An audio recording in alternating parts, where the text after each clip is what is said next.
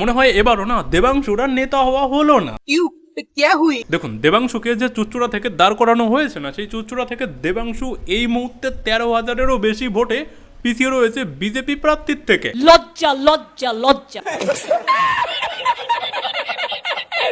Total 27 রাউন্ডের গণনা হবে, সেখানে মাত্র 9 রাউন্ডই হয়েছে, আর তাতেই দেবাংশু প্রায় 13,000-এরও বেশি ভোটে পিছিয়ে পড়েছে। আর এই যে বাকি রাউন্ডগুলোর যে ভোট গণনা সেগুলো চলছে, বাকি রাউন্ডের ভোট গণনায় যদি ওখানে বিজেপির ভোট আরও বেশি বের হয় তাহলে দেবাংশু আরও বেশি ভোটে হারবে, আর যদি ওখানে তৃণমূলের ভোট বের হয় তাহলে দেবাংশু যেটা পিছিয়ে আছে সেটা মেকআপ করে যদি আগে যেতে পারে তবেই দেবাংশু জিততে পারবে। বুঝতে পারলেন ব্যাপারটা? এরকমভাবেই ক্যালকুলেশনটা হয়। তো দেখুন, এবার কে জিতবে সেটা তো এখনও ক্লিয়ার নয়, কারণ এটা মোটামুটি 4-5টার পরেই ক্লিয়ার হবে, কারণ এখনও অনেক রাউন্ডের গণনা বাকি। তবে দেখুন, এর আগেও দেবাংশুকে এমপির টিকিটে দাঁড় করানো হয়েছিল, বেচারা সেখানেও জিততে পারেনি। এবার এমএলএর টিকিটে দাঁড় করানো হয়েছে, যদি এবার এখানেও জিততে না পারে তাহলে আর বেচারার জীবনে মনে হয় কোনোদিন নেতা হওয়ার হবে না। তবে হ্যাঁ, নেতা হওয়ার আরও একটা রাস্তা এর জন্য খোলা আছে। এর ভবিষ্যৎবাণী তো আমি আগেই করে দিয়েছিলাম যে আগামী মহাকুম্ভ আসতে আসতে না, আগামী 12 বছরের মহাকুম্ভ আসতে আসতে না, এ বিজেপিতে যাবে। তো যদি নেতা হতে চায়,